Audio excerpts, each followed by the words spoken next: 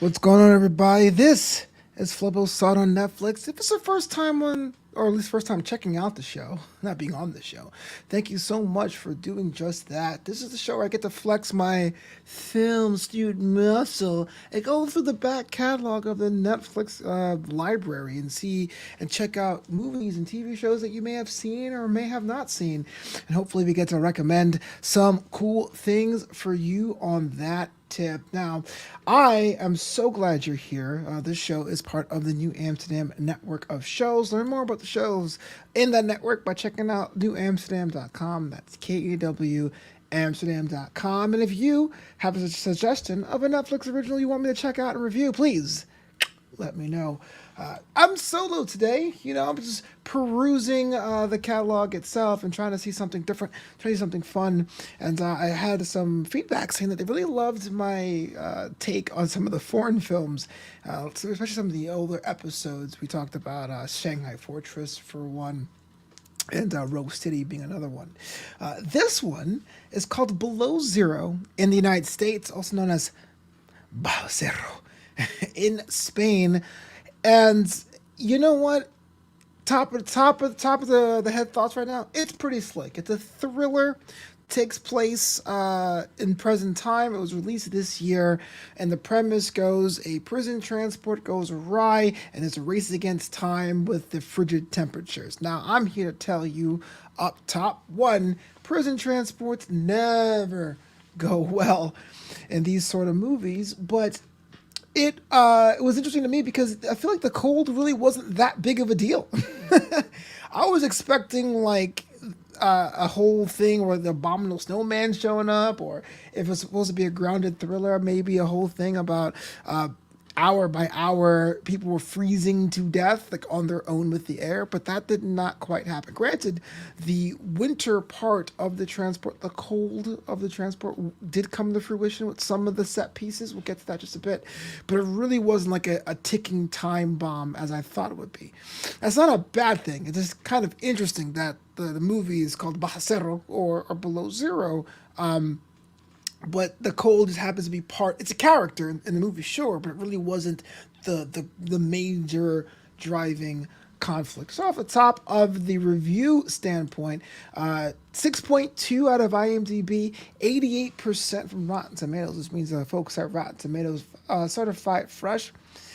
I generally liked it. I thought it was pretty cool. It's harder, especially for me nowadays, because like most of you, I'm sure there are movies that you love that you always tend to watch no matter what channel it's on, or there's that movie that your friends try to push you to watch that you may not be into, but you watch anyway. And there's films you put on where you're working on something else in the house, cleaning up your bedroom or something like that. And so there's so many films that are kind of average that you feel kind of okay with doing the latter, okay with putting it on and doing other things. And I had to say I was planning on doing that with this movie, but 5 minutes in, I was already hooked. I was compelled. The story itself was one that I thought I knew, but what they did with this film was definitely unique. So it's a straight-laced cop story, being in charge of a giant. It looks like a tour bus from the outside. Like, let's be serious. It's an armored tour bus,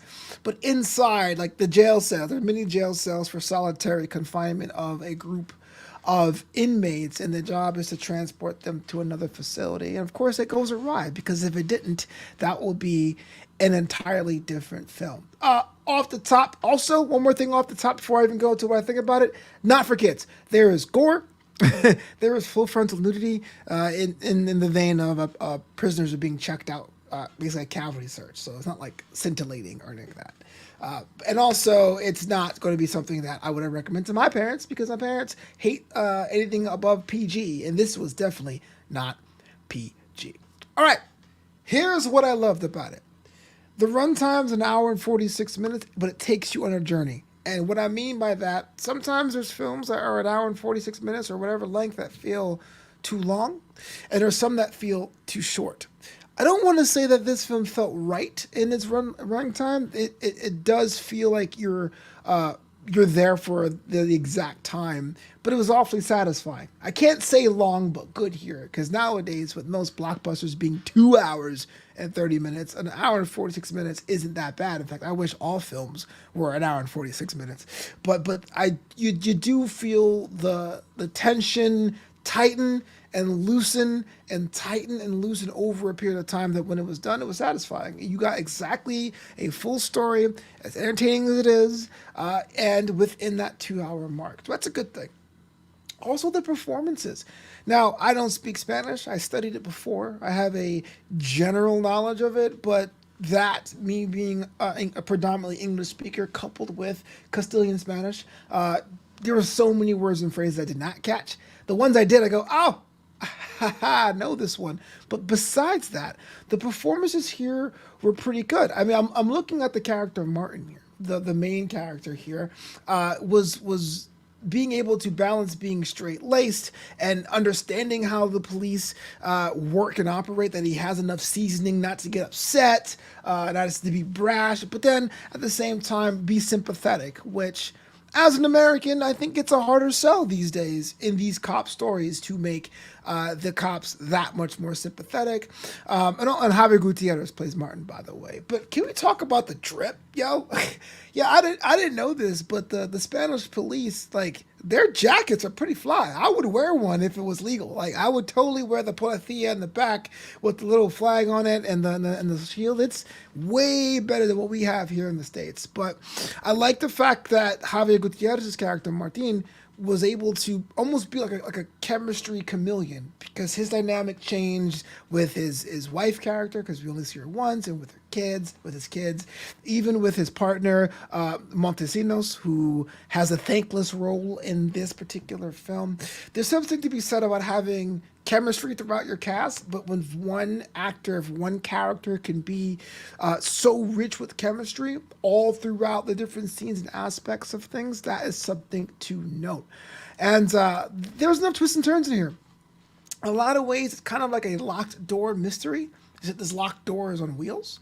What caused the accident for this prison transport bus? Why the antagonists? What's inside the bus? Why is it a cop or two stuck with a whole group of inmates? How they even got out of their cells? It was all interesting, and I felt the need to stop what I was doing, and I was on the edge of my seat. And it hasn't really happened a lot these days. Not to say that I'm jaded with movies, but like sometimes even a more well-worn premise can be offered in such a unique way that made me go, even our antagonists, even when we find out who the bad guy is and what he's doing for, over time, you go, you don't want to say it's justified, because the acts in this movie are heinous, but rather, I can see the perspective.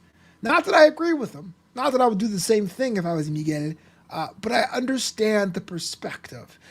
Because of that, though, there is some kind of on-screen deaths that are pretty gruesome, and that will stick with you. So it's definitely a kind of film, if it's like you're hanging with your besties, or if you're at that point in your relationship where your significant other is like, yeah, show me something raw and gritty. It is not a date movie. It's not a movie you want to check out with your parents. It's not a movie you want to hang with grandma. But definitely I thought it was something thoroughly entertaining if you like reading subtitles. I do. I was fine with it, but there is an English dub and a Latin American Spanish dub if you're just like, I don't really like doing the whole subtitles thing. There's another show I watch, a TV show I watch on Netflix called Sabura, Blood on Rome, which just wrapped its third and final season. The color palettes, the motivations, the scenes that tend to breathe are much similar to that, to Sabura, Blood on Rome. So if you watch this one, if you like Bajocero, you want to check out something from the Italian side of the crime kind of thriller. This one's more sprawling. Check out Sabura, Blood on Rome. I believe it was based off a movie. That was pretty cool. And I would be remiss if I couldn't mention Rami. Rami was one of the prisoners of the film, totally written off to be a bad dude, has his own connections, but it was very told in a very unique way. Because a lot of times I feel like there's almost two things that I feel like this movie would have been different had it been an American film. And the first is this. There's always that scene where the bad guy inside the room with our protagonist because when there's a bigger threat outside. The bad guy inside the room with our protagonist says something that makes us warm up to them. Says something that makes us go, oh, he's a great guy. This one is no different, but the way he does it. It's not just like, I believed in you or I saw you when you were a kid. No, it was kind of like, hey, we had a business deal a couple years ago. You don't remember me, but I was the guy at your wedding singing in your band while I watched you marry your wife. There was a little bit of a connection there, enough to get that story beat across, and then more external things blew up. So I feel like an American movie would try to force that into being like, no, I was in the same courthouse the day you became a cop and you tripped me up and I vowed to get you back and now's my chance. Like it would have been a lot more convoluted. And secondly, and perhaps most importantly, the Deus Ex Machina, the backup, does not show up until the movie's over. Like, so the protagonists have to like figure out how are they going to get this prison transport going? How are they going to get this bus rolling? What does Miguel, the villain, wants? They do all of that without cutaways to the doting wife at home checking the news. They do it without a cut to now social media posts pinging someone's phone as they're scrolling. Like, these are things that are usually done to raise the stakes to help sell that the conflict this character is in is extraordinary. But truthfully, it doesn't need it. And I'm so glad this film doesn't do it. We are in it. It's dark. It's cold. You feel how cold it is. There is fog everywhere. People are talking with breath clouds. There's ice. There is sleet. It definitely feels like it's a winter movie. Like I said at the beginning of the show, I thought it'd be more of a ticking time bomb. I thought it'd be more of like a, if we don't get this bus moving in 3 minutes, we're all gonna freeze kind of a thing. It wasn't that. It was just kind of like, here is some heightened tension because of the weather. So, going back to the reviews, 6.2 from IMDb, 88% from Rotten Tomatoes.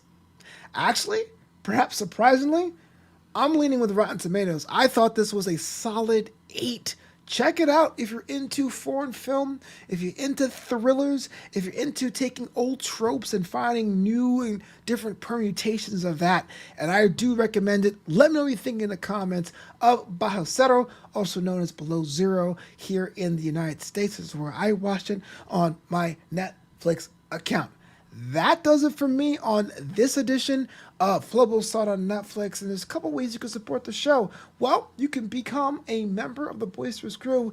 That's the Patreon page, and I have exclusive episodes of this show on there. In fact, I cover all the comedy specials, me being a stand-up comedian, so you get to see my perspective on how the stars do it, as well as like other interviews from our other shows and other things that I'm working on. Patreon.com/FloboBoys. We call it the Boisterous Crew. And if you want to buy a t-shirt or a mug or check out, or even get a mask or two, make sure you check out the web store, flobito.threadless.com. That is flobito.threadless.com.